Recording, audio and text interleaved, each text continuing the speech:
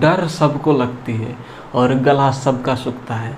इसी तरह से स्ट्रेस सबको होती है, ऐसी कोई भी मनुष्य नहीं होगी इस धरती पर जिनको स्ट्रेस नहीं होती होगी।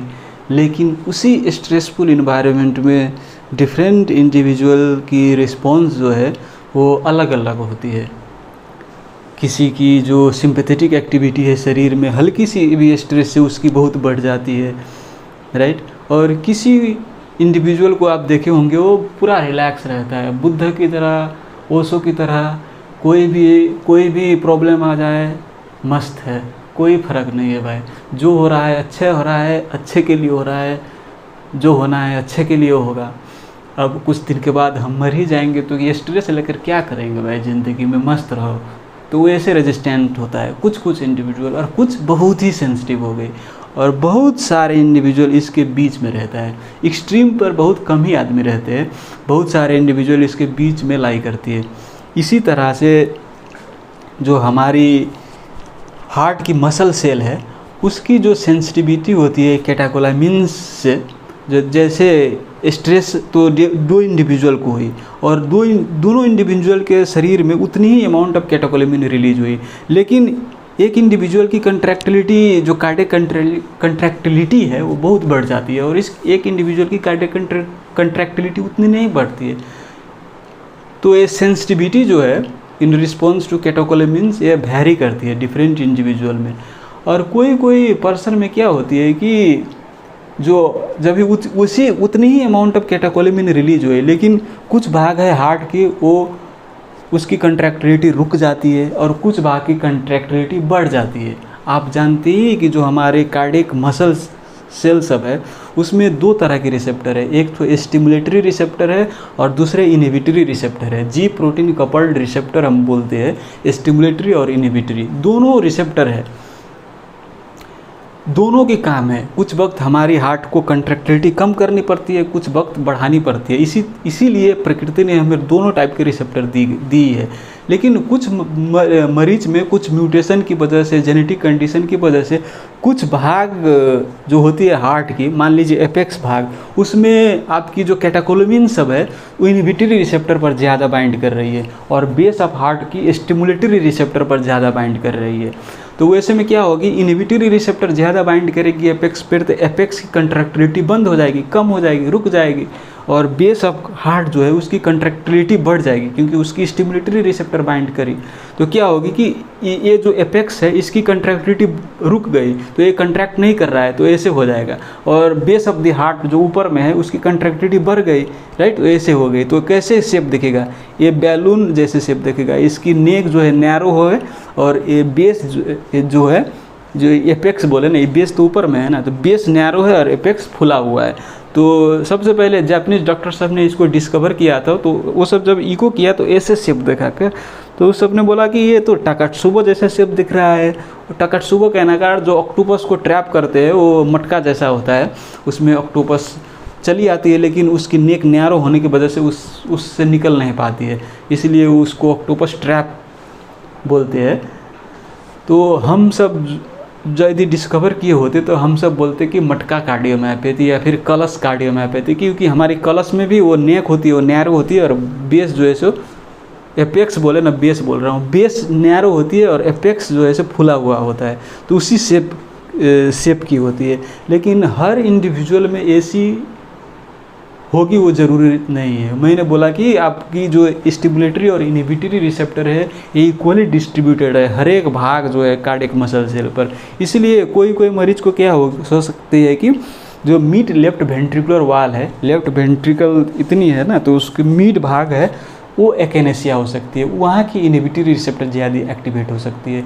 किसी मरीज को आपको basal segment of the heart की इनहिबिटरी रिसेप्टर ज़्यादा एक्टिवेट हो सकती है और इससे बेस ऑफ हार्ट की कंट्रैक्टिलिटी रुक सकती है, एकिनेसिया हो सकती है। तो ये वेरी करती है डिफरेंट इंडिविजुअल में। ये एपेक्सी की कंट्रैक्टिलिटी रुकेगी, बेस की कंट्रैक्टिलिटी बढ़ेगी, ऐसी हर एक मरीज में होनी ज़रूरी नहीं है, मोस्ट ऑफ द इंडिविजुअल में होती है।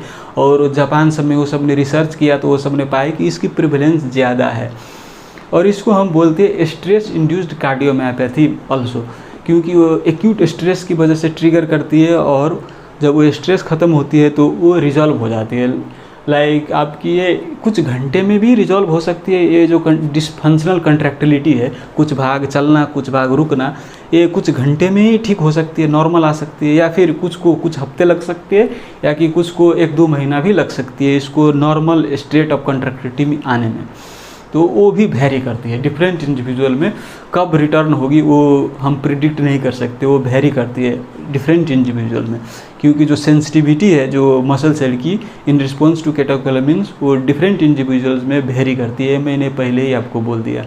और ये जो शब्द है कार्डियोमायोपैथी, ये मुझे क्यों अप्रोप्रिएट नहीं लग रहा है, क्योंकि जो हम कार्डियोमायोपैथी शब्द सुनते हैं तो क्या लगता है कि भाई ये स्ट्रक्चरल एबनॉर्मलिटी होगी, लंबे समय से होगी, क्रोनिक होगी, जैसे dilated cardiomyopathy, hypertrophic cardiomyopathy, hypertrophy हुई है इंटरवेंट्रिकुलर सेप्टम को, रेस्ट्रिक्टिव कार्डियोमायोपैथी उसकी वाल की रेस्ट्रिक्शन है फाइब्रोसिस की वजह से। तो ऐसे तो इसमें कुछ नहीं है, ये तो ट्रांजिएंट कहे रिवर्सिबल कार्डियक डिस्फंक्शन है स्ट्रेस की वजह से।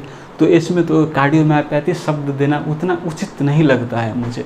आप अपना राय बताओ, क्या आपको लगता है? मुझे ये शब्द उतना अप्रोप्रिएट नहीं लगता है।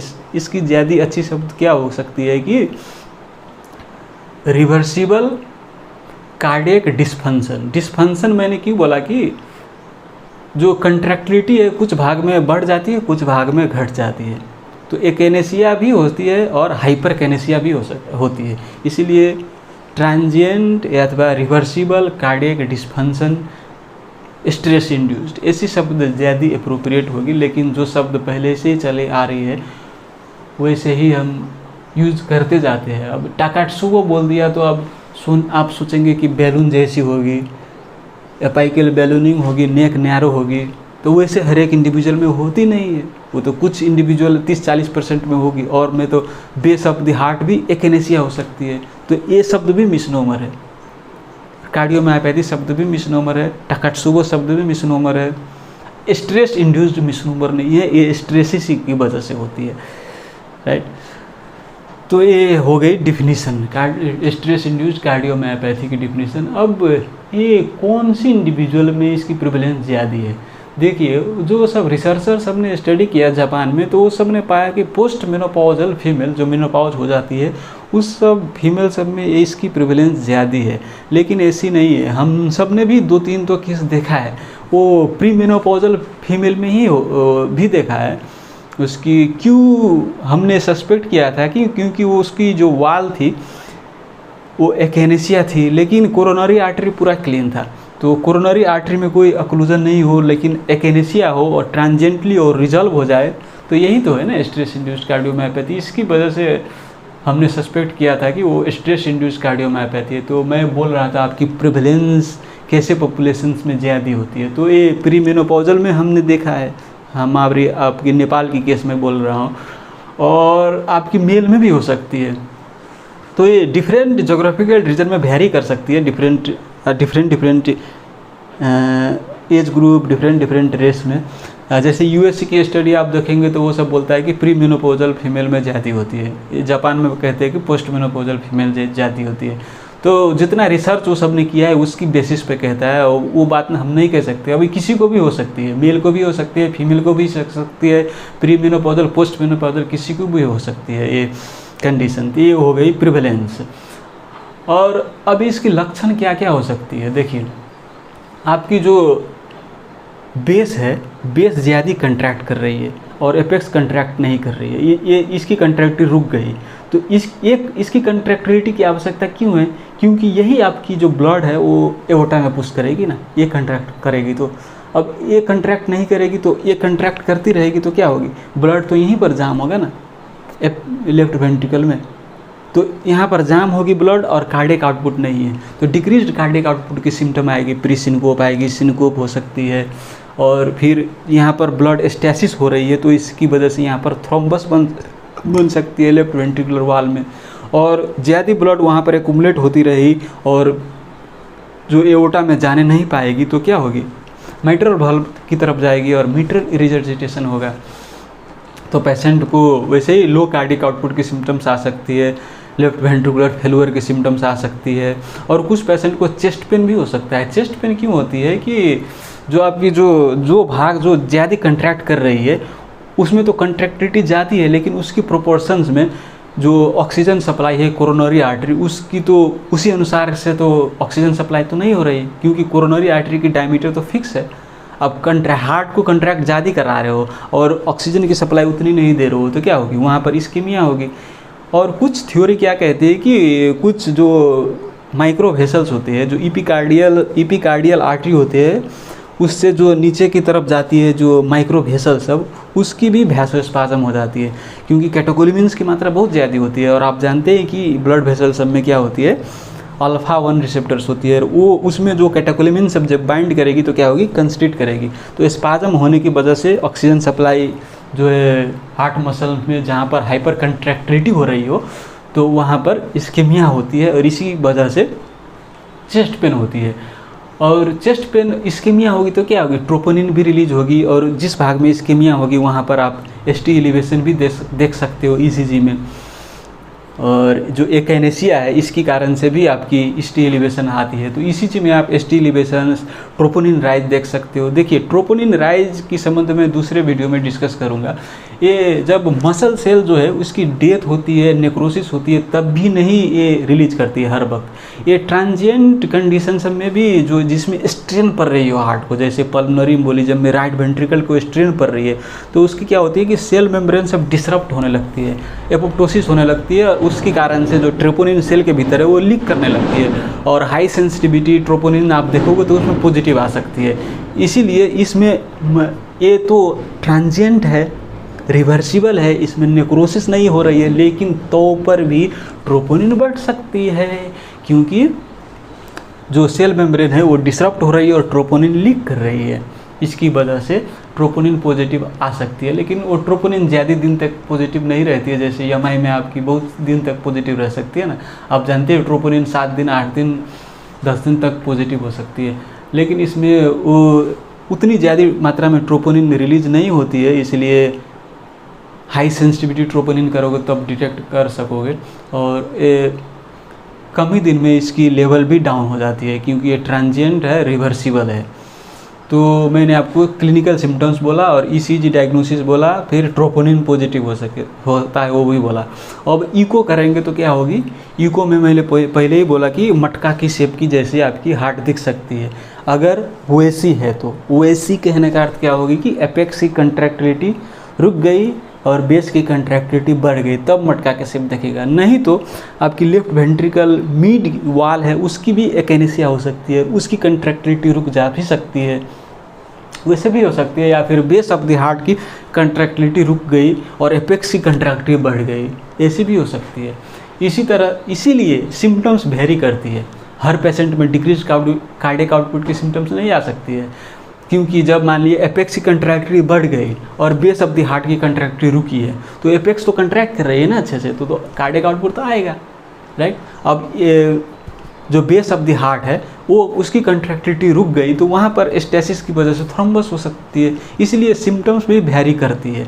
अब इकोकार्डियोग्राफी में भी एकेनेसिया, हाइपरकेनेसिया डिफरेंट सेगमेंट में आप देख सकते हो, राइट। तो इकोकार्डियोग्राफी हो गई। और ऐसे पेशेंट में आप तो सस्पिशियस हो जाओगे कि एथेरोस्क्लेरोटिक प्लाक है कि नहीं, क्योंकि ट्रोपोनिन पॉजिटिव है, एसटी एलिवेशन है, एकेनेसिया है, तो अब हम कोरोनरी ऑक्लूजन मिस कर देंगे तो लीगल इश्यू हो जाएगी, इसलिए हम एंजियोग्राफी भी कर देते हैं। तो एंजियोग्राफी करेंगे तो एंजियोग्राफी में कोई भी ऑक्लूजन नहीं है, तो कंफर्म हो गई कि ये स्ट्रेस की वजह से हुआ है। और ज़्यादा कंफर्म कब होती है कि जो रिवर्सिबल जो है कंपोनेंट हम देखते हैं इकोकार्डियोग्राफी में, जो उसकी गड़बड़ कंट्रैक्टिलिटी थी वो रिटर्न आ गई, नॉर्मल कंट्रैक्टिलिटी आ गई, तब हम कंफर्म हो जाते हैं कि ये स्ट्रेसेस ही की वजह से हुआ था, तो वो डायग्नोसिस हो गई। उसके बाद हम ट्रीटमेंट क्या करेंगे, तो ट्रीटमेंट में देखिए आप जैसे सिम्टम्स है वैसे ट्रीटमेंट करेंगे। उसकी चेस्ट पेन है, भासोस्पाज्म रिलीव करने के लिए नाइट्रेट देंगे। कार्डियक आउटपुट डिक्रीज्ड है, जब मान लीजिए एपेक्स की कंट्रैक्टिलिटी अच्छी नहीं है तो आइनोट्रोप्स देकर हम ट्राई कर सकते हैं, उसकी कंट्रैक्टिलिटी आ सकती है, या फिर कार्डियक आउटपुट इम्प्रूव हो सकती है, या फिर वैसोडाइलेटर सब है जो आफ्टर लोड घटाने वाली, उसको देकर ट्राई कर सकते हैं। या फिर पल्मोनरी इडीमा है तो ऑक्सीजन देंगे। पल्मोनरी इडीमा भी हो सकता है ना, आपकी लेफ्ट वेंट्रिकल कंट्रैक्ट नहीं करेगी तो क्या होगी, वो बैकअप करेगी लेफ्ट एट्रियम में, और पल्मोनरी कैपिलरीज में बैकअप होगी तो पल्मोनरी इडीमा होगी। तो हम डायरेटिक्स, ऑक्सीजन, पल्मोनरी इडीमा जैसे मैनेज करेंगे, मॉर्फिन देंगे डिस्निया रिलीव करने के लिए। तो सिम्टोमेटिक रिलीव करेंगे क्योंकि ये ट्रांजिएंट रिवर्सिबल कार्डियक डिस्फंक्शन है और इसकी जो ये गड़बड़ कंट्रैक्टिलिटी है वो रिटर्न आ जाती है। तो ट्रीटमेंट हो गई। अब प्रोग्नोसिस की बात करें, प्रोग्नोसिस में आप देखें, अब एक बार कोई मरीज को ये हुआ एक्यूट स्ट्रेस की वजह से तो दोबारा भी हो सकती है, नहीं भी हो सकती है, राइट, वो फिक्स नहीं है। ज़्यादा चांस है कि एक बार उस तरह की जो इमोशनल स्ट्रेस से अब ये इसकी कंट्रैक्टिलिटी गड़बड़ हुई तो दूसरे बार भी इमोशनल स्ट्रेस होगी तो वैसे हो सकती है। इसकी जो प्रेवलेंस है वैसे पेशेंट में ज़्यादा होती है। और डेथ की बात करें तो एक्यूटली इसमें उतनी जो यमाई जैसे डेथ होती है उतनी नहीं होती है। 3-4% केस में एक्यूटली डेथ भी हो सकती है। अब एरिथमिया हो जाती है, वो इंटेंस कैटेकोलामिन के कारण से, जब वेंट्रिकुलर टैकिकार्डिया फिब्रिलेशन की वजह से एरिथमिया हो गई तो उसकी वजह से डेथ हो सकती है, लेकिन डेथ की प्रेवलेंस लो है।